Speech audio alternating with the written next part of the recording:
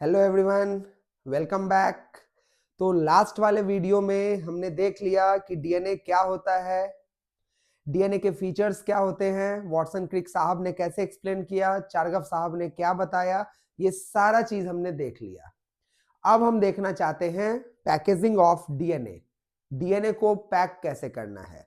क्योंकि हमें मालूम है कि हमारे सेल में जो न्यूक्लियस होता है उस न्यूक्लियस में क्रोमोसोम होता है, और क्रोमोसोम कुछ नहीं, डीएनए, आरएनए, प्रोटीन, इनके पैकेजिंग की वजह से बना होता है। मेनली डीएनए होता है जो एक स्पेशल तरीके से पैकेज्ड होता है bye the help of proteins, उसमें आरएनए भी होते हैं, और तब जाके क्रोमोसोम का फॉर्मेशन होता है। तो आखिरकार ये पैकेजिंग कैसे होता है, लेकिन वो पढ़ने से भी ज्यादा इंपॉर्टेंट बात यह है कि पैकेजिंग क्यों होता है, व्हाई पैकेजिंग इज रिक्वायर्ड। तो हमारे सामने एक क्वेश्चन है, पैकेजिंग क्यों होता है, चलिए उस पर फोकस करते हैं। अगर आपको यह मालूम हो कि ह्यूमन का जो सेल है अगर वो कौन से स्थिति में है, डिप्लॉयड स्टेट में है, तो उसके अंदर एक सेल में जो डीएनए का टोटल सीक्वेंस होगा वो कितना होगा, 6.6 इंटू 10⁹ बेस पेयर होगा, इतना ही होगा। और अगर हम इकोलाई की बात करें तो इकोलाई में जो टोटल डीएनए का सीक्वेंस होगा वो कितना होगा, तो 4.6 इंटू 10⁶ बेस पेयर होगा। तो इकोलाई में जो डीएनए का सीक्वेंस होता है वो होता है 4.6 इंटू 10⁶, और ये रहा डिप्लॉयड स्टेट में। अच्छा, अगर ये भी आपको अगर याद हो तो हमने बताया था जो बी डीएनए होता है, ये रहा बी डीएनए। अब ये बी डीएनए का जो एक हेलिक्स होता है उसका लेंथ कितना होता था, तो उसका लेंथ होता था length of one helix, length of one helix of B DNA कितना होता था, तो बी डीएनए का हेलिक्स का लेंथ होता था 3.4 नैनोमीटर।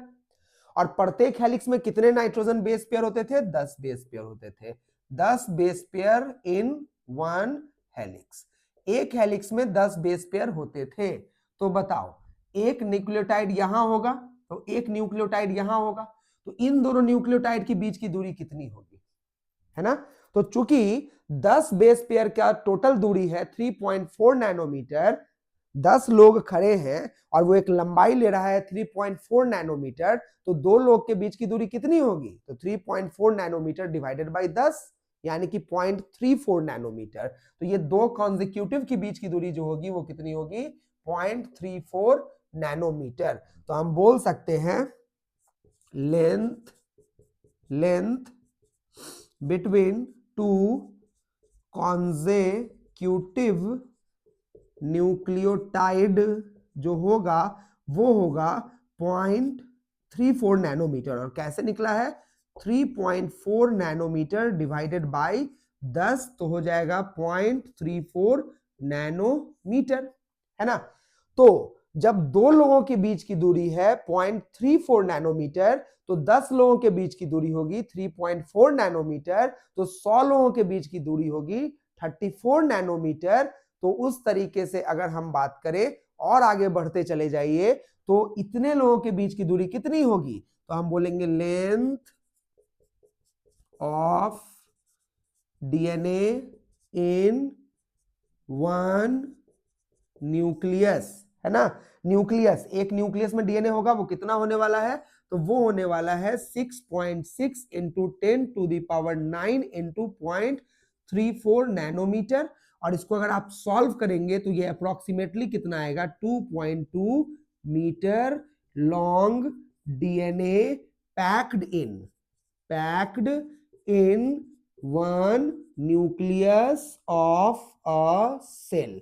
एक सेल के एक न्यूक्लियस में 2.2 मीटर लंबा डीएनए जो होता है वो पैक्ड होता है। समझ में आया।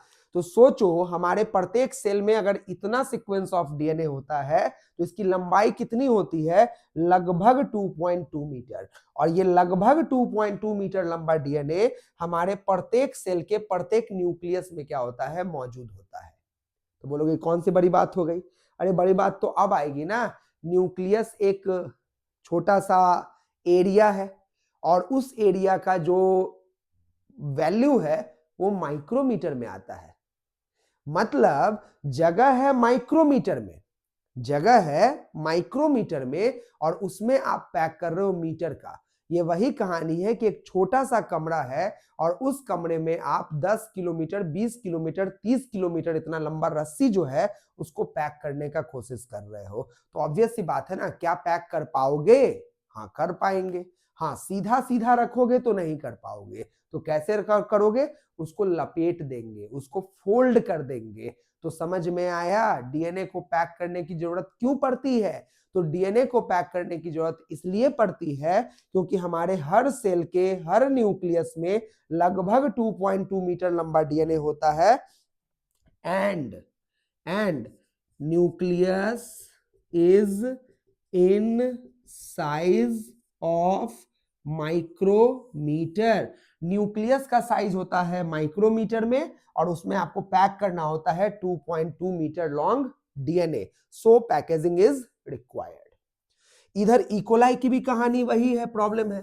इकोलाई में न्यूक्लियस का खेल तो नहीं होता है, लेकिन दूसरा खेल होता है। इकोलाई का जो सेल होता है उसी का जो डायमेंशन होता है वो माइक्रोमीटर में होता है, और इसका जो लेंथ होगा, length of DNA in E coli जो होगा वो उसी फॉर्मूला का इस्तेमाल करते हुए जो निकालोगे वो निकलेगा आपको 1.36 mm, 1.36 mm, ठीक है। और इसका जो सेल का डायमेंशन होगा ना, size of E coli is in micrometre. E coli का साइज जो है वो किसमें है? माइक्रोमीटर में। और इकोलाई के अंदर डीएनए का लेंथ कितना है? 1.36 mm। तो अब सोचो 1.36 mm लंबा डीएनए माइक्रोमीटर के अंदर पैक करना है, 2.2 मीटर लंबा डीएनए माइक्रोमीटर के अंदर पैक करना है। तो पैकेजिंग की जरूरत है कि नहीं है? लपेटने की जरूरत है कि नहीं है? क्लियर हुआ? तो अगर अब आपसे कोई पूछेगा क्यों डीएनए का पैकेजिंग बहुत जरूरी है, तो आप बोलना चाहे प्रोकैरियोट हो चाहे यूकैरियोट हो, डीएनए की लंबाई ज्यादा होती है सेल के साइज की तुलना में, न्यूक्लियस के साइज की तुलना में। और चूंकि डीएनए की लंबाई थोड़ा मोड़ा ज्यादा नहीं होती है, कहां न्यूक्लियस माइक्रोमीटर का, कहां डीएनए 2.2 मीटर का, एक छोटे से जगह में बड़ा सा चीज को डालना है, कैसे डालेंगे? लंबा लंबा डाल नहीं पाएंगे। तो ऐसे कंडीशन में उसको फोल्ड करना पड़ेगा, लपेटना पड़ेगा। तो इसीलिए डीएनए की पैकेजिंग बहुत हाई लेवल पे क्या होती है? रिक्वायर्ड होती है। कंडीशन क्लियर हुआ कि नहीं हुआ? ठीक है सभी लोगों को? तो चलिए अब हम देखते हैं पैकेजिंग क्यों होता है, वो तो समझ में आ गया, लेकिन पैकेजिंग कैसे होता है। तो अब हम बात करते हैं दोनों को अलग अलग। पहले हम बात करेंगे packaging of DNA into the prokaryote, यानी कि आसान वाला इकोलाई के अंदर। ये आसान वाला है, आसान वाला है मतलब इसमें ज्यादा कुछ पंगा नहीं है, एकदम आसान तरीके से जाना है और लपेट देना है, और क्या करना है। यूकैरियोट में बहुत तामझाम है, लपेटने का भी एक तरीका होता है, तरीका का फिर तरीका होता है, तो उसमें बहुत सारे तरीके आते हैं, तो दिमाग थोड़ा सा वहां पे घबरा जाता है। लेकिन प्रोकैरियोट वाले में वैसा कोई घबराने वाली बात ही नहीं है, क्योंकि उसमें सीधा जाना है और लपेट के चुपचाप रख के आ जाना है ना। तो सबसे पहले हम बात करते हैं packaging of DNA in packaging of DNA in prokaryotes, यानी कि यहां पे एग्जांपल ले रहे हैं हम किसका? इकोलाई। प्रोकैरियोट्स यानी कि इकोलाई में पैकेजिंग कैसे होगा? सिंपली यहां पे क्या होता है, हिस्टोन नाम का कोई प्रोटीन पाया नहीं जाता है। यूकैरियोट में डीएनए को पैक करने के लिए हिस्टोन नाम के प्रोटीन का बहुत बड़ा रोल है, लेकिन यहां पे हिस्टोन नाम का कोई भी प्रोटीन नहीं पाया जाता है। यहां पे सिंपली क्या होता है, पॉलीएमीन्स होते हैं। हिस्टोन की जगह पे पॉलीएमीन्स होते हैं, और उसी पॉलीएमीन्स पे डीएनए क्या हो जाता है? क्वाइल हो जाता है। और क्वाइल होने के बाद देखो ये लंबा सा डीएनए है, तो उसको किसी चीज पे ऐसे लपेटना पड़ेगा। जैसे ऊन जो होता है, स्वेटर बनाने के लिए जो ऊन होता है उसको हम लाते हैं तो लपेटने के लिए फिंगर के ऊपर लपेटते हैं ना, तो कोई एक आधार है ना जिसके ऊपर उसको लपेटा जाएगा। उसी प्रकार जो डीएनए होता है उसको पॉलीएमीन्स के ऊपर क्या कर दिया जाता है, लपेट दिया जाता है। बाकी कोई तामझाम नहीं है, एकदम सीधा आसान।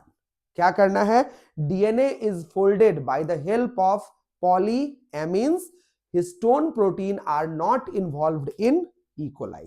कितना आसान है। तो DNA are folded by help of polyamines, polyamines के रूप में फोल्ड होता है। There are no histone protein involved, कोई भी हिस्टोन प्रोटीन यहां पे इन्वॉल्व्ड नहीं होता है। अच्छा, चूंकि इसके पास ट्रू तरह का न्यूक्लियस भी नहीं होता है तो ये लपेटा के जो स्ट्रक्चर बनता है उसको हम कहते हैं न्यूक्लियोइड या जीनोफोर, है ना। तो packaged form of DNA, packaged form of DNA and polyamines, क्योंकि पॉलीएमीन्स पे ही लपेटा गया है, DNA and polyamines are called, क्या कहलाता है, न्यूक्लियोइड। इसको हम कहते हैं न्यूक्लियोइड या फिर इसको हम कहते हैं जीनोफोर। न्यूक्लियोइड कहते हैं या फिर कहते हैं genophore. In E coli there is no true nucleus, there is no true nucleus in E coli, यानी कि प्रोकैरियोट्स के अंदर कोई भी ट्रू न्यूक्लियस पाया नहीं जाता है। तो कितना सिंपल है, हिस्टोन नाम का कोई प्रोटीन होता ही नहीं है, पॉलीएमीन्स होता है, पॉलीएमीन्स के ऊपर लपेट देने का, और जो बनेगा लपेटा हुआ स्ट्रक्चर, उस लपेटे हुए स्ट्रक्चर को क्या कहोगे, न्यूक्लियोइड कह देना या जीनोफोर कह देना। न्यूक्लियस का कोई झंझट ही नहीं है, क्योंकि प्रोकैरियोट में न्यूक्लियस पाया नहीं जाता है। इनफैक्ट आप ये भी जानते होंगे कि प्रोकैरियोट में कोई भी मेम्ब्रेन बाउंड सेल ऑर्गेनेल पाया नहीं जाता है। आसान था कि नहीं, ठीक है। तो चलिए अब बात करते हैं हम लोग अपना लोग का, यानी कि ह्यूमन के अंदर या यूकैरियोट के अंदर जो डीएनए की पैकेजिंग होती है वो कैसे होती है ना। क्योंकि यूकैरियोट है तो कुछ तो यूनिक है। तो अब हम बात करेंगे packaging of DNA in eukaryote. तो सबसे मेन चीज ये है कि हम लोगों के डीएनए के पैकेजिंग के लिए सबसे एसेंशियल और रिक्वायर्ड थिंग है, वो कौन है, हिस्टोन प्रोटीन। अच्छा, हिस्टोन प्रोटीन से भी एसेंशियल थिंग है स्वयं डीएनए। अरे डीएनए रहेगा तब ना लपेटोगे, तो सबसे मेन चीज तो डीएनए होना चाहिए। अच्छा, डीएनए अगर है तो उसके साथ कौन होना चाहिए, हिस्टोन प्रोटीन होना चाहिए, ठीक है। तो हम लोगों के अंदर डीएनए को लपेटने के लिए किसकी रिक्वायरमेंट होती है, हिस्टोन प्रोटीन की। तो packaging of DNA in eukaryotes. चलिए आइए अब बात करते हैं। ये हमारे पास कौन है, डीएनए है। ये हमारे पास कौन है, डीएनए है। और इस डीएनए का डायामीटर कितना है बच्चों, इस डीएनए का डायमीटर है 20 एंगस्ट्रम, यानी कि 2 नैनोमीटर। इस डीएनए का डायामीटर है हमारे पास कितना, 2 नैनोमीटर, 2 नैनोमीटर, मतलब 20 एंगस्ट्रम बताए थे ना। इसका डायमीटर होता है 20 एंगस्ट्रम, यानी कि आप उसको चेंज करोगे तो 2 नैनोमीटर है। अब इस डीएनए का लंबाई कितना है, तो इसका लंबाई होता है, इसका लंबाई होता है 2.2 metre in 1 nucleus of human cell. Human cell में 2.2 मीटर लंबा होता है। लेकिन क्या ये single piece of DNA, single piece of DNA 2.2 metre एक साथ रहेगा, तो नहीं। हम लोगों में क्रोमोसोम कितने होते हैं, 23 पेयर होते हैं। तो ये जो सिंगल पीस ऑफ डीएनए है ये डिस्ट्रीब्यूटेड होगा कितने क्रोमोसोम के अंदर में, 23 पेयर ऑफ क्रोमोसोम। तो हम बोलेंगे 2.2 metre long DNA is packaged packaged into 23 pair chromosome. 23 pair chromosome के रूप में क्या होगा, पैकेज्ड होगा। मतलब इसका टुकड़ा, एक टुकड़ा फर्स्ट पेयर क्रोमोसोम में, दूसरा टुकड़ा सेकेंड पेयर क्रोमोसोम में, तीसरा टुकड़ा फोर्थ थर्ड पेयर क्रोमोसोम में, ऐसे 23 पेयर तक जाना है। मतलब कहने का मतलब यह है कि पूरे 23 पेयर क्रोमोसोम का डीएनए निकाल के जोड़ दोगे ना, तब ये सिंगल पीस ऑफ 2.2 मीटर वाला होगा। तो साइंटिस्ट लोगों ने जब पढ़ा ना, तो अंदाजन अप्रोक्सीमेट प्रत्येक क्रोमोसोम में ना 5 सेंटीमीटर इतना लंबा डीएनए पाया जाता है पर क्रोमोसोम में। ऐसे ही एक अप्रोक्सीमेट डाटा बोल रहे हैं, 5 सेंटीमीटर इतना लंबा जो है वो एवरेज क्या पाया जाता है, डीएनए पाया जाता है। फिर भी बहुत बड़ा है। तो अब उस बड़े से चीज को क्या करना है, पैक करना है, लपेटना है। तो लपेटने के लिए कुछ आधार चाहिए, बेस चाहिए, जिसके ऊपर उसको क्या किया जाएगा, लपेटा जाएगा। तो वो कौन है, हिस्टोन प्रोटीन। तो अब हम लोगों को क्या चाहिए होगा, हिस्टोन प्रोटीन। तो for packaging of DNA histone protein is required. Histone protein is required. चलिए अब हम लोग थोड़ा सा डीएनए को छोड़ते हैं और हिस्टोन पे आते हैं, और हिस्टोन को समझ लेने के बाद फिर डीएनए पे आएंगे। लेकिन डीएनए का माहौल तो समझ में आ गया। हमारे प्रत्येक न्यूक्लियस में 23 पेयर क्रोमोसोम होता है। अच्छा, उस 23 पेयर क्रोमोसोम में जो टोटल डीएनए होता है उसको जोड़ के लेंथ निकालोगे तब 2.2 मीटर होगा। इस वहम में, इस कंफ्यूजन में मत रहना कि प्रत्येक क्रोमोसोम में 2.2 मीटर होगा। ना ना ना, गलत हो जाएगा। प्रत्येक क्रोमोसोम में 2.2 मीटर नहीं होता है। पूरे 23 पेयर क्रोमोसोम में जो डीएनए होता है, उस डीएनए का जो टोटल लेंथ होता है वो कितना होता है, तो 2.2 मीटर लंबा होता है। तो ये बटा हुआ होता है कितना में, 23 पेयर क्रोमोसोम्स में। चलिए अब हम लोग जरा सा किसकी बात कर लेते हैं, हिस्टोन की बात कर लेते हैं। तो अब जो हिस्टोन है हमारे सामने, अगर उसकी बात की जाए तो हिस्टोन प्रोटीन जो है ना, वो एक ऐसा प्रोटीन है जो पैकेजिंग के लिए बड़ा जरूरी चीज है। हिस्टोन प्रोटीन पैकेजिंग के लिए बड़ा जरूरी चीज है। ये कैसा प्रोटीन है, ये बेसिक प्रोटीन होता है। बेसिक प्रोटीन होता है। बेसिक प्रोटीन कहने का मतलब है ये बेसिक नेचर का होगा, क्योंकि डीएनए एसिडिक नेचर का होता है तो न्यूट्रलाइज करना जरूरी है ना। डीएनए का क्या फुल फॉर्म है, डीऑक्सीराइबोन्यूक्लिक एसिड। क्यों है एसिड, क्योंकि होता है फॉस्फोरिक एसिड। फॉस्फोरिक एसिड कहां होता है, तो बैकबोन में होता है। तो डीएनए का बैकबोन बताओ, निगेटिवली चार्ज होगा कि नहीं होगा, होगा। तो हम बोलेंगे backbone of DNA, backbone of DNA consist of phosphate, so DNA is negatively charged, and acidic in nature, तो डीएनए के बैकबोन में फॉस्फेट होता है, इसलिए डीएनए निगेटिवली चार्ज होता है और एसिडिक इन नेचर होता है। अब एसिडिक चीज को, निगेटिवली चार्ज्ड को आप चाहते हो कि शांति से बैठा रहे, पैकेज्ड रहे, तो उसके लिए कैसा प्रोटीन चाहिए होगा, बेसिक प्रोटीन चाहिए होगा। साथ ही साथ कैसा नेचर वाला चाहिए होगा, तो पॉजिटिव नेचर वाला चाहिए होगा। तो बेसिक प्रोटीन भी होता है और पॉजिटिवली चार्ज्ड होता है, पॉजिटिवली चार्ज्ड होता है। तो निगेटिवली चार्ज्ड, पॉजिटिवली चार्ज्ड दोनों शांति से बैठा रहेगा कि नहीं बैठा रहेगा, बिल्कुल बैठा रहेगा। अब आप पूछोगे कि हिस्टोन प्रोटीन पॉजिटिवली चार्ज्ड क्यों होता है। तो बच्चों, अमीनो एसिड अगर आपने पढ़ा होगा, तो अमीनो एसिड में जो अमीनो एसिड होते हैं, कुछ अमीनो एसिड ऐसे होते हैं जो न्यूट्रल इन नेचर होते हैं। न्यूट्रल इन नेचर, ना तो वो एसिडिक होता है और ना ही वो बेसिक होता है। जैसे ग्लाइसिन हो गया, एलानीन हो गया, वैलीन हो गया, ल्यूसीन हो गया, आइसोल्यूसिन हो गया। अच्छा, कुछ अमीनो एसिड आपने पढ़ा होगा जो एसिडिक नेचर का होता है। जैसे कौन कौन हो गया, तो स्पार्टिक एसिड हो गया, ग्लूटामिक एसिड हो गया। अच्छा, आपने पढ़ा होगा कुछ अमीनो एसिड ना बेसिक नेचर का होता है, जैसे स्पार्जीन हो गया, ग्लूटामीन हो गया, उसी तरीके से आर्जिनीन हो गया, लाइसीन हो गया, हिस्टिडीन हो गया, ये सब अमीनो एसिड जो होता है वो बेसिक नेचर का होता है। तो बिल्कुल अगर कोई प्रोटीन बेसिक नेचर का है तो पक्का उसमें अमीनो एसिड कौन होता होगा, बेसिक नेचर का। तो क्या सारा बेसिक अमीनो एसिड होगा, नहीं नहीं, यहां पे जो बेसिक नेचर है वो है दो अमीनो एसिड की वजह से, और वो है लाइसीन एंड आर्जिनिन।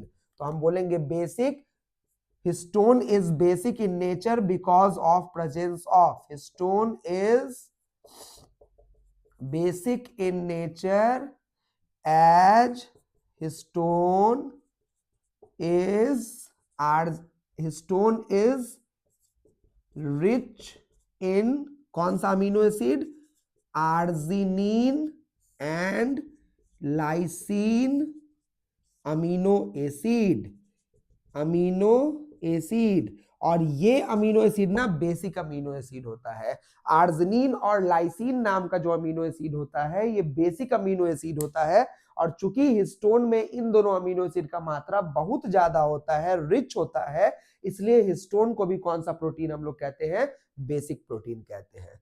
तो बताओ, हिस्टोन एक प्रोटीन है और एक ऐसा प्रोटीन है जो किस तरह के अमीनो एसिड में रिच होता है, तो आर्जिनिन और लाइसीन में रिच होता है। क्लियर है? चलिए, हिस्टोन में सब यूनिट्स होते हैं। हिस्टोन जो होता है वो यूनिट्स के फॉर्म में पाया जाता है। कौन कौन सा यूनिट होता है? तो हिस्टोन यहां पे 5 प्रकार के होते हैं, H2A, H2B, H3, H4 and H1। यहां H का मतलब क्या होता है, हिस्टोन। तो यहां हिस्टोन एग्जिस्ट करता है किसके फॉर्म में, 5 फॉर्म में। तो for packaging of DNA histone exist in 5 form. For packaging of DNA histone exist in 5 forms. कौन कौन सा 5 फॉर्म? एक होता है H1, एक होता है H2A, एक होता है H2B, एक होता है H3 और एक होता है H4। यानी कि ये 5 फॉर्म है, H1, H2A, H2B, H3 और H4। ठीक है, यहां H का मतलब हिस्टोन होता है।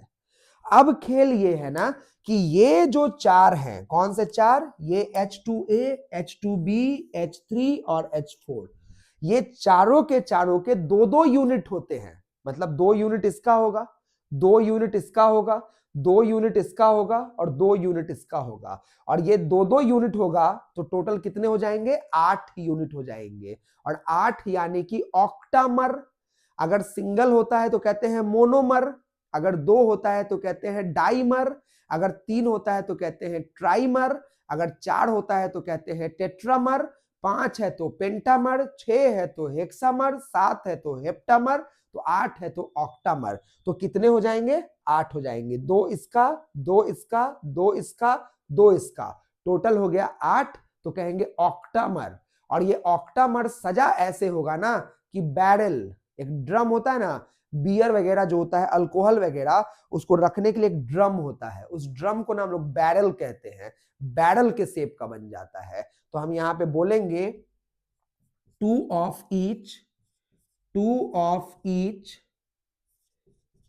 are used, 2 of each are used to form octamer।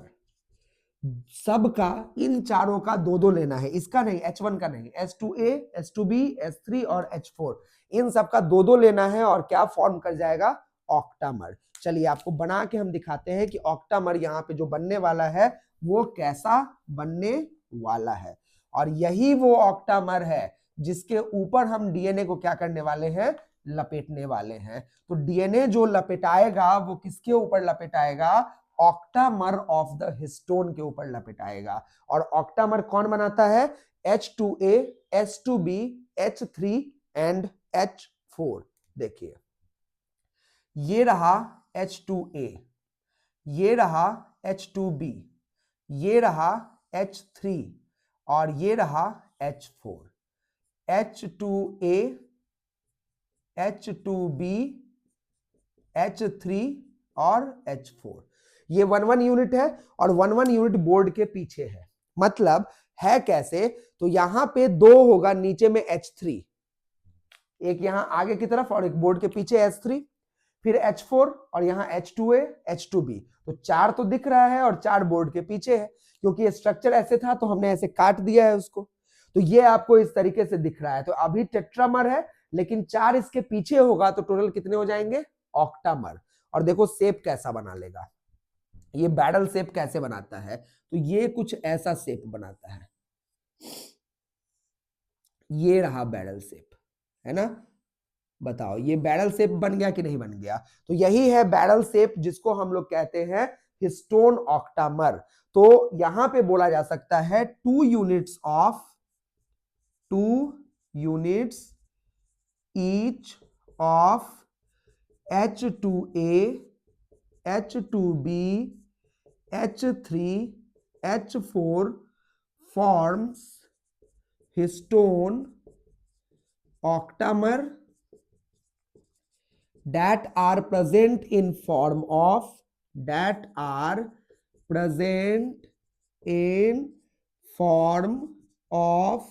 Barrel shape, barrel के शेप में वो क्या होगा, मौजूद होगा। तो देखिए ये बैरल शेप के शेप में क्या है, यहाँ पे मौजूद है।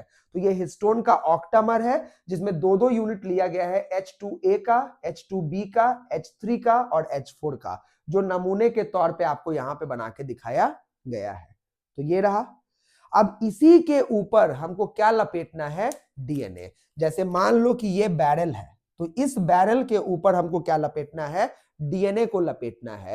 तो जैसे अगर ये जो है बैरल है तो इसके ऊपर हम डीएनए को क्या करने वाले हैं, लपेटने वाले हैं। जैसे अगर हम बात करें तो मान लेते हैं कि ये जो वायर है, ये वायर क्या है, एक डीएनए है, और ये मेरा हाथ कौन है, बैरल है। तो आप देखो बैरल बन गया, तो बैरल में H2A होगा, H2B होगा, H2B होगा, नीचे H3 H4 बैरल बन गया। अब ये बैरल के ऊपर डीएनए लपेटना है, तो यहां पे देखो ऐसे लपेटेंगे और ये डीएनए जो होगा इसके चारों तरफ ऐसे लपेट दिया जाएगा। ऐसे लपेट दिया गया कि नहीं, मतलब बैरल के चारों तरफ डीएनए को इस तरीके से क्या कर दिया जाएगा, लपेट दिया जाएगा। तो ये लपेटा जो जाता है वो किसके ऊपर लपेटा जाता है, बैरल के ऊपर। अच्छा, लपेटने का भी एक तरीका है, प्रत्येक बैरल पे जो डीएनए लपेटा जाएगा वो लेफ्ट हैंडेड लपेटा जाएगा, मतलब क्लॉकवाइज नहीं लपेटना है, एंटी क्लॉकवाइज लपेटना है। तो लपेटने का तरीका होगा कैसा, लेफ्ट हैंडेड। बात समझना, डीएनए स्वयं जो हेलिकली क्वाइल्ड होता है वो राइट हैंडेड होता है, लेकिन जब बैरल पे लपेटने की बात आएगी तो कैसे अरे आप जैसे मान लो यहां पे है, ये मान लो बैरल है, ये जो है वो मान लो कौन है, बैरल है, और ये हो गया हमारा डीएनए। ये जो डस्टर है ये बैरल है और ये हो गया डीएनए। तो लपेटने को तो हम ऐसे लपेट सकते हैं ना, इस तरीके से पकड़े और ये देखिए ऐसे ऐसे लपेटने, तो ये क्लॉकवाइज लपेटना हो गया ना। ये जो लपेटना हो गया, घड़ी ऐसे चलती है तो ये क्लॉकवाइज लपेटना हो गया, लेकिन डीएनए ऐसे क्लॉकवाइज नहीं लपेटाता है। डीएनए जो लपेटाएगा वो कैसे लपेटाएगा, एंटी क्लॉकवाइज, ऐसे लपेटाएगा। यानी कि डीएनए जो लपेटाएगा वो कैसे लपेटाएगा, एंटी क्लॉकवाइज। तो यही बोलना चाह रहे हैं, डीएनए को जो बैरल पे लपेटना है वो लपेटने का तरीका क्या होगा, एंटी क्लॉकवाइज, यानी कि लेफ्ट हैंडेड होगा। चलिए अब थोड़ा सा आपको हम लपेट के भी दिखाते हैं कि कैसे होगा। तो यहां पे हमने देखा कि इस तरीके से यहां पे जो है हिस्टोन का ऑक्टामर जो है उसके ऊपर डीएनए को फोल्ड किया जाएगा। तो ये रहा हमारा कौन, डीएनए, ये है हमारा डीएनए, इतना बड़ा सा डीएनए है और इसको हमको क्या करना है, लपेटना है। ठीक है, इतना बड़ा सा डीएनए है और इसको हमको लपेटना है। अब देखो लपेटने का तरीका क्या होगा। तो बैरल हम यहां पे बना लेंगे सबसे पहले। तो ये रहा बैरल, ये रहा बैरल, ये बैरल रहा। ठीक है, और अगर इसको हम बॉल के रूप में देखना चाहें तो बॉल के रूप में ऐसे देख लेते हैं, ये बॉल रहा। मतलब अगर तुम बैरल को इस रूप में देखना चाहते हो तो बैरल है, और इस रूप में देखना चाहते हो तो बॉल है। बैरल है, बॉल है। क्लियर है। अब चलिए इसके ऊपर डीएनए को लपेटा जाए। तो देखो डीएनए जो लपेटाएगा वो कैसे लपेटाएगा, तो ये डीएनए रहा, तो ये डीएनए यहां पे लपेटाएगा, ये इस तरीके से यहां से आ रहा है,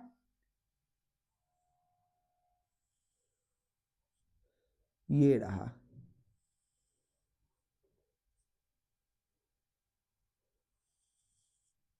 ये यहां पे इसके चारों तरफ ऐसे क्या हो गया, लपेटा चुका है। तो ये डीएनए इस तरीके से यहां पे क्या होगा, लपेटा चुका है, फोल्ड हो चुका है। मतलब आप देख रहे हो इसके चारों तरफ ऐसे लपेट दिया गया कि नहीं लपेट दिया गया।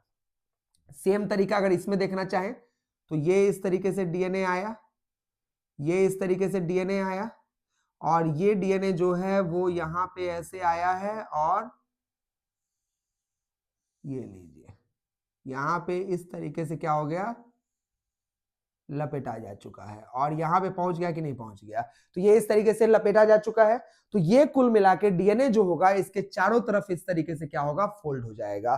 तो फोल्ड हो चुका है, इसको हम लोग कहते हैं हिस्टोन ऑक्टामर पे डीएनए लपेटा चुका है। अब मुद्दा है कितना लंबा डीएनए, क्या एक ही ऑक्टामर पे पूरा 2 मीटर का डीएनए लपेटा जाएगा, चांस ही नहीं है। तो देखो डीएनए का जो खेल चलता है यहाँ पे, वो क्या खेल चलता है, इतना लंबा डीएनए है, ठीक है, और ये लगभग कितना लंबा डीएनए है, 200 बेस पेयर का डीएनए है, 200 बेस पेयर का डीएनए है। ये 200 बेस पेयर का डीएनए 1 ऑक्टामर पे लपेटाता है। तो अगला 200 बेस पेयर जो होगा वो अगले ऑक्टामर पे लपटाएगा, अगला 200 बेस पेयर जो होगा वो अगले वाले पे लपटाएगा। तो ये 200 बेस पेयर हो गया, ये अगला 200 बेस पेयर हो गया, और ये अगला 200 बेस पेयर हो गया। तो ये 1 ऑक्टामर पे लपेटाएगा, ये दूसरे ऑक्टामर पे लपेटाएगा, ये तीसरे ऑक्टामर पे लपेटाएगा। तो चलो एक ऑक्टामर तो ये हो गया, एक ऑक्टामर ये हो गया। लेकिन अब प्रॉब्लम ये है कि इतना जो बीच में हम छोड़ दिए ये क्या है। तो भाई एक ऑक्टामर, ये दूसरा ऑक्टामर पे एक डीएनए लपेटा चुका है 200 बेस पेयर का, इस पे भी लपेटा चुका है 200 बेस पेयर का। ये दोनों को काट देना है क्या, कि जोड़ के रखना है, तो जोड़ के रखना है। और जोड़ के अगर रखना है तो देखिए ये जो है वो यहां से ऐसे करके, ये जो है वो यहां से ऐसे करके इसके साथ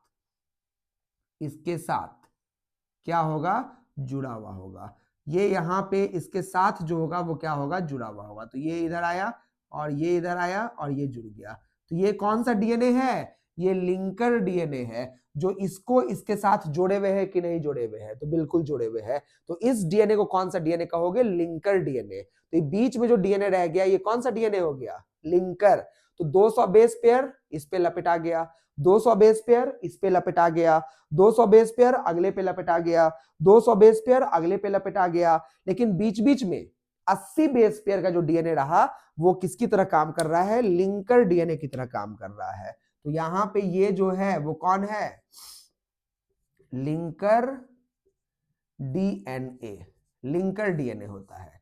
ये भी जो है वो कौन सा डीएनए है, लिंकर डीएनए, लिंकर डीएनए होता है, ठीक है।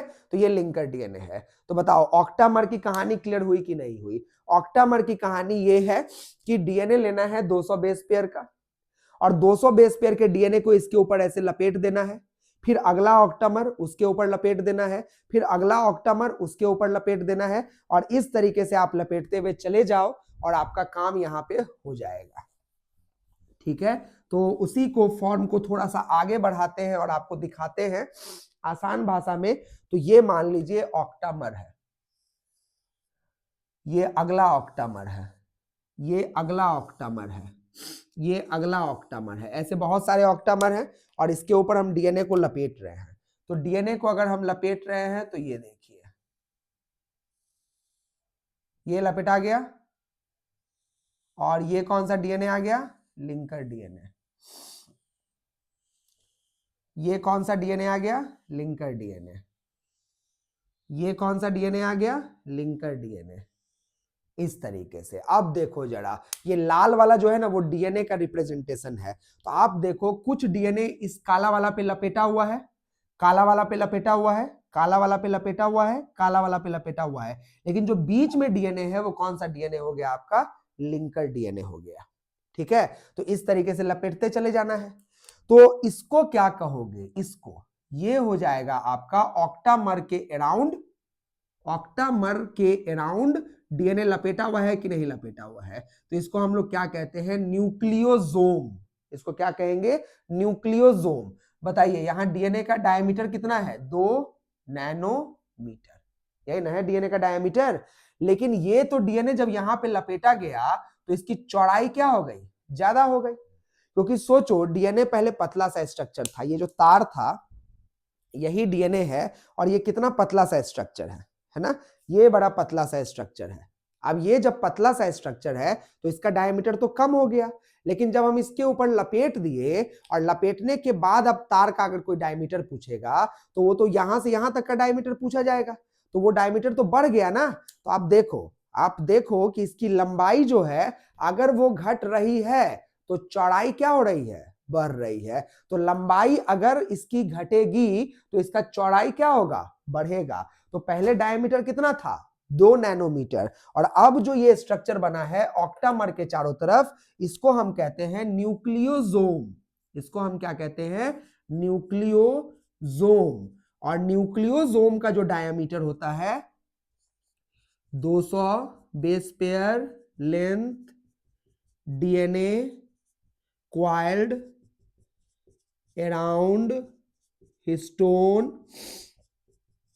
ऑक्टामर। और कैसा, क्लॉकवाइज के एंटी क्लॉकवाइज, एंटी क्लॉकवाइज।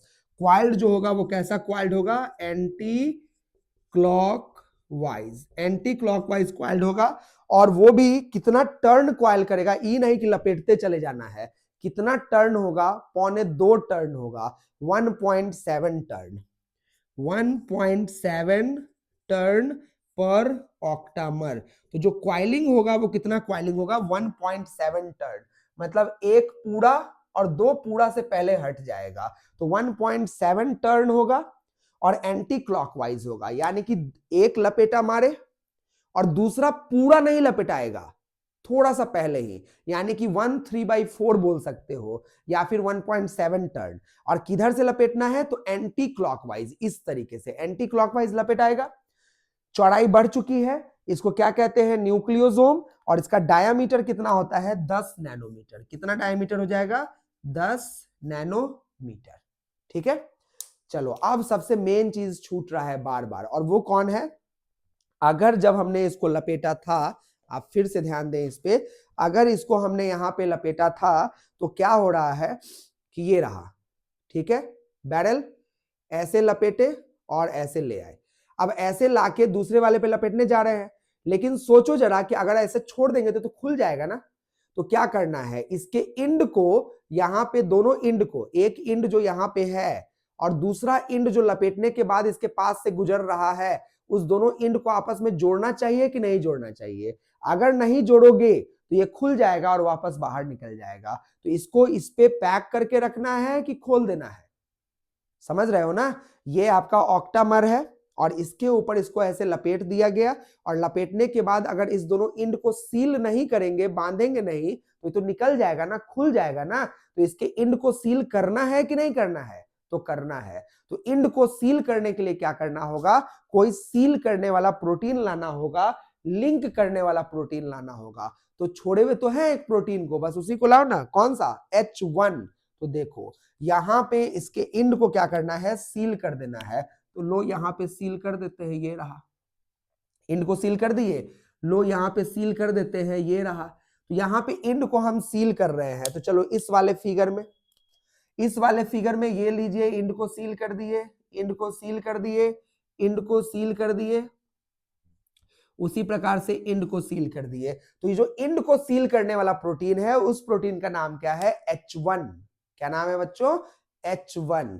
तो अब देखो ऑक्टामर जो होता है वो आपका H2A, H2B, H3, H4 का होता है। लेकिन जो इंड होता है, जब लपेटना चालू किए और 1.7 टर्न लपेट दिए, तो जो दोनों इंड आया होगा, उस दोनों इंड को जोड़ के जो रखेगा वो कौन सा प्रोटीन होगा, H1 होगा। तो ये जो है वो कौन है, ये है हिस्टोन ऑक्टामर, हिस्टोन ऑक्टामर। लेकिन ये जो लाल वाला है ये कौन है, H1 है, H1। 1 है और H1 ऑक्टामर का पार्ट है कि नहीं है? तो H1 ऑक्टामर का पार्ट नहीं है, it is not part of octamer.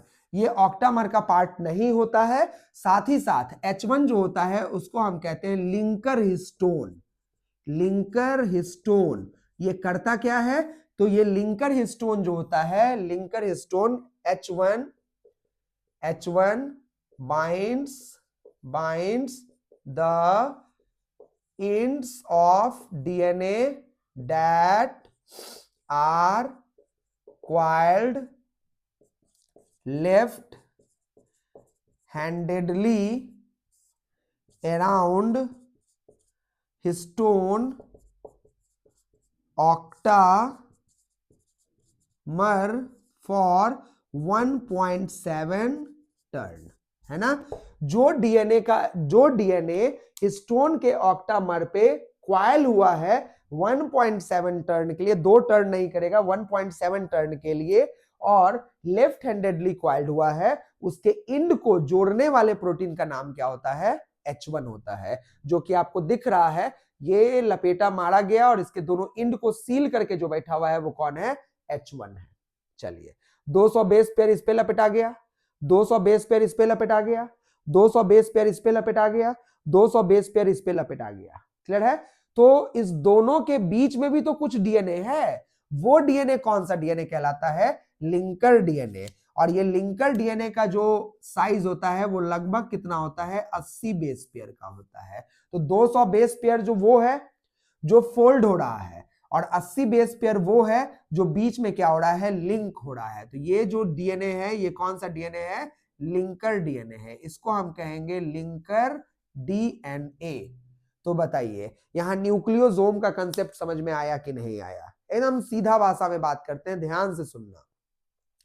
DNA को लपेटने के लिए हमको पहले बॉल बनाना होगा।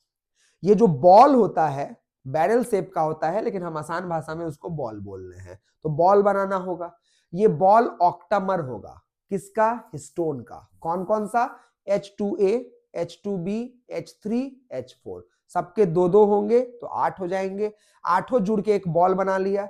अच्छा, इस बॉल के ऊपर डीएनए को क्या करना है? लपेटना है।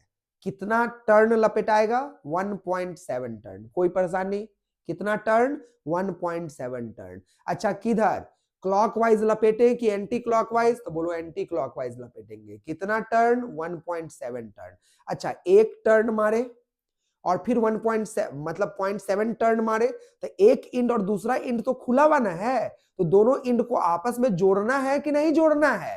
तो जोड़ना है सर। तो कौन जोड़ेगा? H1 जोड़ेगा। तो क्या H1 ऑक्टामर का पार्ट है? तो नहीं, H1 ऑक्टामर का पार्ट नहीं होता है। और सोचो ना जरा, इमेजिन करो, फील करो कि अगर कोई पतला सा चीज है और उसको हम इस पे लपेट रहे हैं, तो लंबाई उसकी घट रही है लेकिन चौड़ाई उसकी बढ़ रही है। तो देखिए, चौड़ाई कितनी थी? 2 नैनोमीटर। लंबाई कितनी थी? 200 बेस पेयर। लंबाई हो गई कम तो चौड़ाई हो गई ज्यादा। कितना चौड़ाई हो गया? 10 नैनोमीटर। तो डीएनए का जो डायमीटर था वो कितना था? 2 नैनोमीटर। न्यूक्लियोसोम का डायमीटर कितना होगा? 10 नैनोमीटर। और ये आपको कैसा दिख रहा है? तो ये ऐसे सजाते हुए चले जाओ लंबा, तो इन्हें लग रहा है मोती, छोटा सा माला मोती। तो ये मोतियों का माला लग रहा है, बीड्स ऑन द स्ट्रिंग। जैसे बहुत सारे फूल को एक धागे में गूंथा जाता है, तो फूल, बीच में धागा, फिर फूल, फिर धागा, फिर फूल, फिर धागा, इस तरीके से। या मोतियों का माला, एक मोती, छोटा सा स्ट्रेच, फिर मोती, फिर छोटा सा स्ट्रेच, मतलब कुछ इस प्रकार का आपको वो क्या होगा? अपीयर होगा। तो सही में अगर डीएनए को इंटरफेज में, अगर डीएनए को इंटरफेज में आप देखने का कोशिश करोगे तो आपको थोड़ा कुछ ऐसा दिखेगा। ये बीड्स ऑन द स्ट्रिंग्स, इसको क्या कहते हैं? Beads on the strings. ये जो गोला हम बना रहे हैं, ये गोला एक्चुअली में कोई और नहीं, ये कौन है? तो ये गोला न्यूक्लियोसोम है। ये जो गोला है ये कौन है? न्यूक्लियोसोम है। इसको कहेंगे न्यूक्लियोसोम। और ये जो डीएनए है ये कौन सा डीएनए है? लिंकर डीएनए है। तो बस ऐसे ही जोड़ते हुए चले जाओ। तो बताओ पैकेजिंग का एक लेवल क्लियर हुआ कि नहीं हुआ। और इसी को अगर खोल के देखोगे तो ऐसा दिखाई देगा, इसी को और सिंप्लीफाई करके देखोगे तो ऐसा दिखाई देगा, और इसी में से अगर बैरल को हटा दोगे तो आपको डीएनए ऐसा बन जाएगा। तो इस डीएनए को हमने इसके ऊपर लपेट दिया, अब लपेटते चले जा रहे हैं तो ऐसा बन गया, और इसी को थोड़ा सा कॉन्डेंस कर दिए तो स्ट्रक्चर कैसा होगा, इस तरीके का होगा। ठीक है, तो ये हो गया simple level of, one level of packaging. अभी पूरा पैकेजिंग नहीं हुआ है, ये है वन लेवल ऑफ पैकेजिंग। अब यही पैकेजिंग होते होते क्रोमेटिन थ्रेड का निर्माण होगा, फिर क्रोमेटिड का निर्माण होगा, और फिर जो है क्रोमोसोम का फॉर्मेशन होगा। अब कैसे होगा चलिए अब उसको भी देखते हैं, लेकिन ये उम्मीद है क्लियर हुआ होगा सभी लोगों को। तो अब बात करते हैं कि पैकेजिंग का लेवल जो है वो किस तरीके से यहां पे आगे प्रोसीड करेगा। तो आप लोगों को मालूम होगा कि जो हमारा सेल साइकिल होता है, तो जो डिवाइडिंग सेल होता है, जो सेल डिवीजन के फेज में है, उसमें इंटरफेज जो होता है उसमें डीएनए कैसा होता है, डीकॉन्डेंस्ड होता है। मतलब क्रोमोसोम जो होता है वो डीकॉन्डेंस्ड होता है, मतलब वो कॉन्डेंस्ड फॉर्म में पाया नहीं जाता है। ठीक है, लेकिन जब मेटाफेज आता है, मेटाफेज आपको माइटोटिक फेज में आएगा, डिवीजन फेज में आएगा, तो जब मेटाफेज आता है उस समय जो होता है वो क्या हो जाता है, कॉन्डेंस हो जाता है, और जो रियल क्रोमोसोम का फॉर्म होता है वो आपको वहां पे क्या होता है, दिखाई देता है। ठीक है, रियल क्रोमोसोम के फॉर्म की अगर बात करें तो देखो खेल क्या है। पहले पैकेजिंग को थोड़ा सा रोकते हैं और एक बेसिक समझने का कोशिश करते हैं। ये जो है हमारा कौन है, सेंट्रोमेयर है, और यहां पे हम इस तरीके से रिप्रेजेंटेशन बनाते हैं किसका, एक क्रोमेटिड का। ये एक क्रोमेटिड है ना। अब ये जो एक क्रोमेटिड है ये सेंट्रोमेयर यहां पे मौजूद है। हालांकि ये स्ट्रक्चर हम लोग ऐसे बना देते हैं, लेकिन इस स्ट्रक्चर का अर्थ क्या है वो समझिए जरा। इस स्ट्रक्चर का अर्थ ये है कि ये एक क्रोमेटिड है, और इस एक क्रोमेटिड के अंदर जो डीएनए होता है वो सिंगल कॉपी ऑफ डीएनए होता है। ध्यान से समझना बच्चों, कितना कॉपी ऑफ डीएनए होता है, सिंगल कॉपी ऑफ डीएनए होता है। तो यहां पे जो डीएनए होगा वो कौन सा कॉपी होगा, सिंगल कॉपी ऑफ डीएनए होगा, सिंगल कॉपी ऑफ डीएनए होगा। तो इसको अगर हम यहां पे एक्सप्लेन करना चाहें तो ये सिंगल कॉपी ऑफ डीएनए यहां पे क्या होता है, इस तरीके से मौजूद होता है। ठीक है, अब एस फेज जब होता है, एस फेज सिंथेटिक फेज, तो आपको मालूम है एस फेज के दौरान जो डीएनए होता है वो रेप्लिकेट करता है। तो रेप्लिकेट करता है तो इसी डीएनए का एक और कॉपी बन जाता है। ठीक है, तो एक और कॉपी बन जाता है मतलब एक और क्रोमेटिड बन जाता है। यानी कि अभी जो क्रोमोसोम आपको दिखाया जा रहा है वो वन क्रोमेटिड वाला है, लेकिन अगर डीएनए का एक और कॉपी बन जाएगा तो उस क्रोमोसोम में कितने क्रोमेटिड हो जाएंगे, दो क्रोमेटिड हो जाएंगे। यानी कि क्रोमेटिड का डुप्लीकेशन हो गया कि नहीं हो गया, तो क्रोमेटिड का डुप्लीकेशन हो गया। पहले क्रोमोसोम विथ वन क्रोमेटिड था, और एस फेज के बाद क्रोमोसोम विथ कितना क्रोमेटिड हो जाएगा, दो क्रोमेटिड। हालांकि एस फेज के बाद वो आपको कॉन्डेंस्ड फॉर्म में नहीं दिखेगा, वो आपको दिखना चालू होगा प्रोफेज के अंत में या मेटाफेज के शुरुआत में। ठीक है, तो इसके अंदर कितना कॉपी ऑफ डीएनए होता है, सिंगल कॉपी ऑफ यहां पे होता है डीएनए। ये तो क्लियर है आप सभी लोगों को। चलिए अब यहां पे हम बात करते हैं पैकेजिंग का खेल, समझते हैं कि कैसे पैकेजिंग होगा।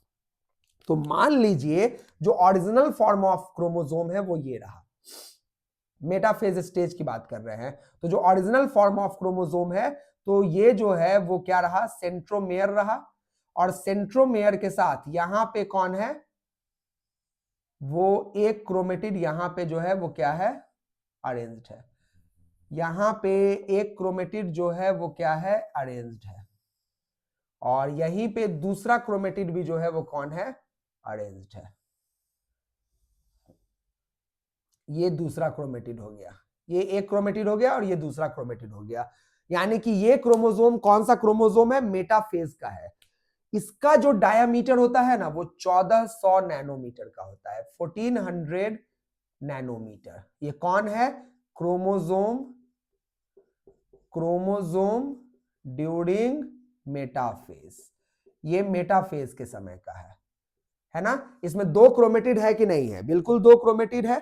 तो प्रत्येक क्रोमेटिड का जो डायमीटर होगा वो कितना होगा, तो प्रत्येक क्रोमेटिड का जो डायमीटर होगा वो होगा 700। अगर 2 का है 1400 तो इसका क्या होगा, डायमीटर ऑफ वन क्रोमेटिड जो होगा वो कितना होगा, 700 नैनोमीटर होगा। यही होता है। तो 2 क्रोमेटिड है तो 1400 नैनोमीटर, तो एक क्रोमेटिड का डायमीटर कितना होगा, 700 नैनोमीटर। चलो अब थोड़ा समझते हैं, इतना सा रीजन में ले लेते हैं, ये वाला रीजन, सिर्फ इतना, क्योंकि जो इतना में होगा वही पूरे में होगा, तो पूरा तो हम बना नहीं पाएंगे, तो सिर्फ इतना में समझते हैं क्या है। तो इस वाले फिगर को हम यहाँ इलाबोरेट करने जा रहे हैं, ये वाला फिगर को हम यहाँ इलाबोरेट करने जा रहे हैं। तो वो टुकड़ा हम काट के निकाल लिए, इतना सा टुकड़ा हम काट के निकाल लिए, तो ऐसे ही ना सीधा निकला होगा, ये टुकड़ा ये रहा, ये जो इतना पीस है उसको काट के यहाँ पे निकाल लिए तो ये ऐसे रहा। और जब इसको माइक्रोस्कोप में देखे ना तो ये आपको ऐसा दिख रहा है, ये आपको ऐसा दिख रहा है। मतलब ये किससे बना हुआ है, डीएनए से। ये इस तरीके से यहाँ पे क्या है, फोल्डेड है। मतलब इस चीज को हमने यहाँ माइक्रोस्कोप में देखा तो ऐसा दिख रहा है। तो ये ऐसे नॉर्मल फील होता है कि सीधा लाइन है, लेकिन सीधा लाइन नहीं है, वो लाइन आपको ऐसा दिखता है। ठीक है, चलो अब इसको भी थोड़ा और जूम करते हैं, बड़ा करते हैं। तो अब क्या करते हैं ना, इतना सा पोर्शन कट कर लेते हैं, इतना सा पोर्शन, यहाँ का पोर्शन कट कर लेते हैं थोड़ा सा, है ना, क्योंकि फिर इतना बड़ा कॉम्प्लेक्स नहीं बना पाएंगे, तो सिर्फ इतना सा पोर्शन कट कर लेते हैं और कट करके यहाँ पे जूम करके देखते हैं कि ये हमको जो है वो कैसा दिखेगा। तो यहाँ पे आपको दिख रहा होगा कि जूम करके जब इसको देखा जाएगा तो अब देखो आपको कैसा दिखेगा। अब आपको दिखेगा,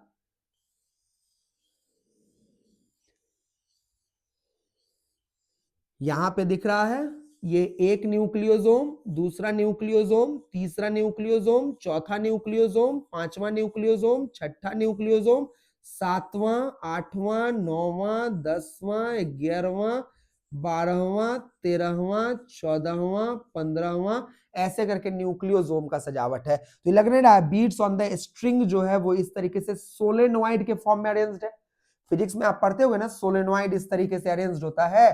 तो ये जस्ट लाइक सोलेनोइड के जैसा एक nucleosome linker DNA, nucleosome linker DNA, nucleosome linker DNA, nucleosome linker DNA, ये इस तरीके से क्या होता है, अरेंज्ड होता है। तो ये यहाँ पे अरेंज्ड है। अब इसको थोड़ा सा और डिटेल अगर हम करना चाहें तो अब क्या करते हैं, इतना दूर कट कर लेते हैं, इतना दूर, और इसको थोड़ा सा हम यहाँ पे आपको दिखाने का प्रयास करते हैं कि ये कैसा दिखेगा। तो अब देखिए ये कैसा दिखेगा, ये आपको दिखेगा, ये रहा एक न्यूक्लियोसोम, ये रहा दूसरा न्यूक्लियोसोम, ये रहा तीसरा न्यूक्लियोसोम, और ये मान लीजिए चौथा न्यूक्लियोसोम, और इसके ऊपर डीएनए को लपेट दिया जाए। तो देखना यहां पे लपेटा जाएगा,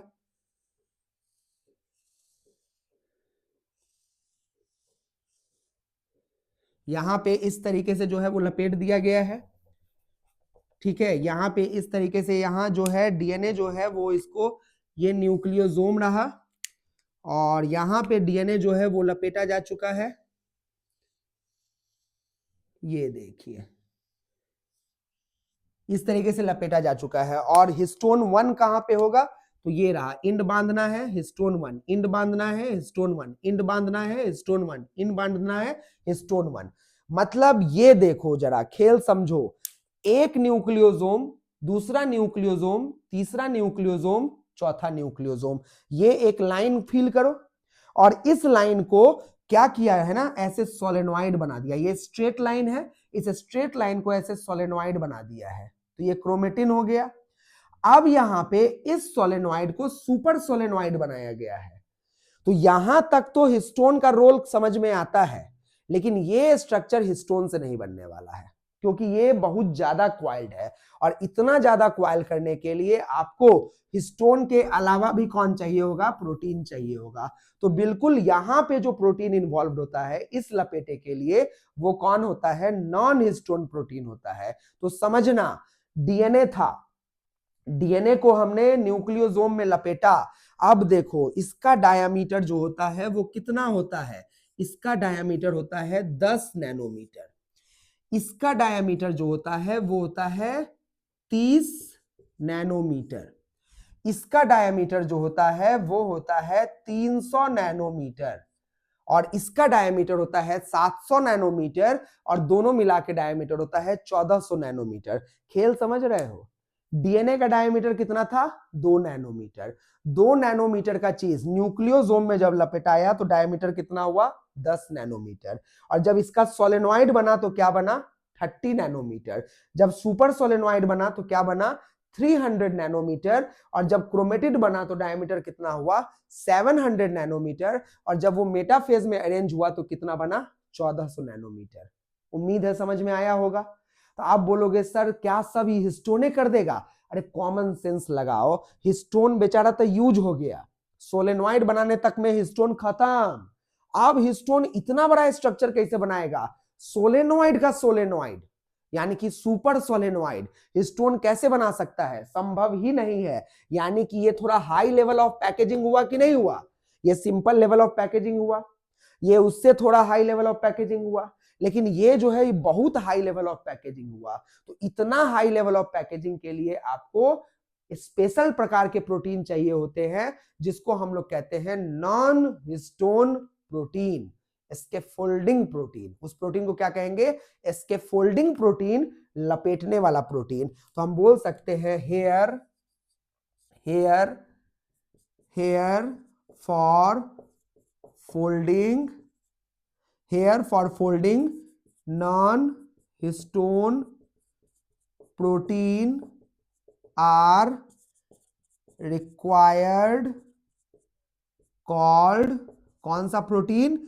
scaffolding, scaffolding protein, scaffolding protein.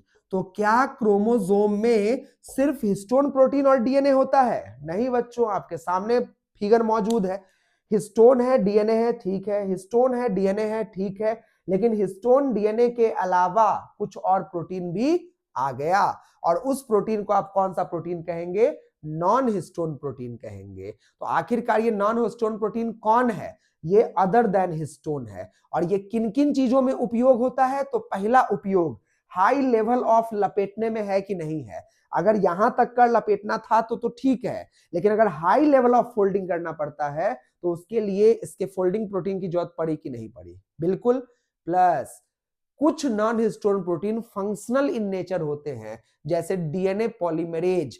DNA को भविष्य में रेप्लिकेट भी करना होता है, तो रेप्लिकेट करने के लिए इंजाइम लगता है और जो इंजाइम होता है वो डीएनए पॉलीमरेज होता है। तो कॉमन सेंस है ना, वो भी इसमें लपेटा हुआ होगा। तो नॉन हिस्टोन प्रोटीन में इसके फोल्डिंग प्रोटीन आता है लपेटने के लिए, और रेप्लिकेट करवाने के लिए कौन आता है? डीएनए पॉलीमरेज आता है। आता तो और है, जीन के एक्सप्रेशन को कंट्रोल करने वाला भी प्रोटीन होता है जिसको हम लोग HMG कहते हैं, हाई मोबिलिटी प्रोटीन कहते हैं, लेकिन वो आपके सिलेबस में नहीं है। तो आप सिंपल ध्यान रखेंगे कि सिंपल भाषा में डीएनए था 200 बेस पेयर का, एक गेंद लिए, बॉल लिए, ऑक्टामर लपेट दिए। किधर लपेटे? लेफ्ट हैंडेड क्वाड लपेटे। कितना टर्न? 1.7 टर्न। दूसरा बॉल लिए, बचे हुए डीएनए को लपेट दिए, लेकिन दोनों बॉल को जोड़ के रखना है तो बीच में लिंकर डीएनए तो मौजूद होगा। अच्छा, जब लपेटे थे तो दोनों इंड खुला हुआ था, खुला छोड़ देंगे तो बॉल निकल जाएगा, तो दोनों इंड को क्या करना होगा? बांधना होगा। बांधने के लिए H1 हिस्टोन का प्रयोग करेंगे, लिंकर हिस्टोन का प्रयोग करेंगे। क्लियर है? एक बन चुका है बीट्स ऑन द स्ट्रिंग, बन चुका है बीट्स ऑन द स्ट्रिंग, लेकिन ये भी अभी काफी लंबा है और इतना लंबा चीज इतने छोटे चीज में पैक करना है। तो अब इसको पकड़ के सोलेनॉइड बना दो। ये भी काफी लंबा है, इसको पकड़ के सुपर सोलेनॉइड बना दो। तो इसके लिए आपको नॉन हिस्टोन भी लगता है और वो नॉन हिस्टोन जो होता है वो इसके फोल्डिंग प्रोटीन होता है, और फिर इस्तेमाल करके इसको लपेट दो। मतलब इतना सा में इतना बड़ा स्ट्रक्चर है, इतना सा में इतना बड़ा स्ट्रक्चर है, और इतना सा में इतना बड़ा स्ट्रक्चर है। तो आप समझ रहे हो लेंथ घट रहा है तो डायामीटर देखो, डायामीटर क्या होते जा रहा है? बढ़ते जा रहा है। कोई चीज घटेगा तो दूसरा तो ऑब्वियस सी बात है ना, बढ़ेगा। तो यही था बच्चों आपका packaging of the DNA into the eukaryote. और उम्मीद है ये फिगर बना के देखने के बाद आपको पैकेजिंग का एक अलग नजरिया समझ में आया होगा। कोशिश तो हमने की है, अब डिपेंड करता है कि आप कितना बढ़िया तरीके से इस वीडियो के साथ बने रहे और इसको एनालाइज करने का कोशिश किए। यहां थोड़ा चलाना पड़ेगा तभी जाके क्लियर होगा। तो ये था all about the packaging of क्या, डीएनए, है ना। तो इसमें हिस्टोन प्रोटीन भी लगा और कौन सा प्रोटीन लगा, नॉन हिस्टोन प्रोटीन भी हमारा यूज हुआ है। क्लियर हो चुका है।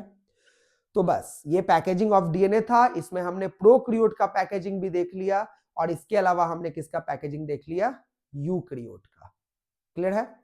तो चलिए इस टॉपिक को यहीं पे खत्म करते हैं और मिलते हैं अगले वीडियो में एक नए टॉपिक के साथ, जिसमें हम लोग डिस्कस करेंगे डीएनए जेनेटिक मटेरियल है, ये सिद्ध कैसे हुआ, और जो पैकेजिंग होता है कहीं कहीं पे बहुत ज्यादा पैकेजिंग हो जाता है और कहीं कहीं पे बहुत कम पैकेजिंग होता है। कहने का मतलब कहीं पे डेंसली पैक्ड होता है और कहीं पे लाइटली पैक्ड होता है। तो डेंसली पैक्ड रीजन को हम लोग कहते हैं हेट्रोक्रोमेटिन और लाइटली पैक्ड रीजन को हम लोग कहते हैं यूक्रोमेटिन। तो इस टॉपिक को भी समझेंगे बहुत अच्छे तरीके से। और दूसरा हम लोग समझेंगे कि आखिरकार डीएनए ही जेनेटिक मटेरियल है, इसको साबित कैसे किया गया था। तो इसको समझा जाएगा अगले वाले पार्ट में। इस वाले पार्ट में हम लोगों ने पैकेजिंग को पूरा कंप्लीट कर लिया। किसी को अभी भी कोई डाउट अगर रह गया हो तो जरूर कमेंट सेक्शन में लिखिएगा, उसको फिर से हम डिस्कस करने का प्रयास करेंगे। ठीक है, चलिए बढ़िया से पढ़िए। बहुत बहुत धन्यवाद।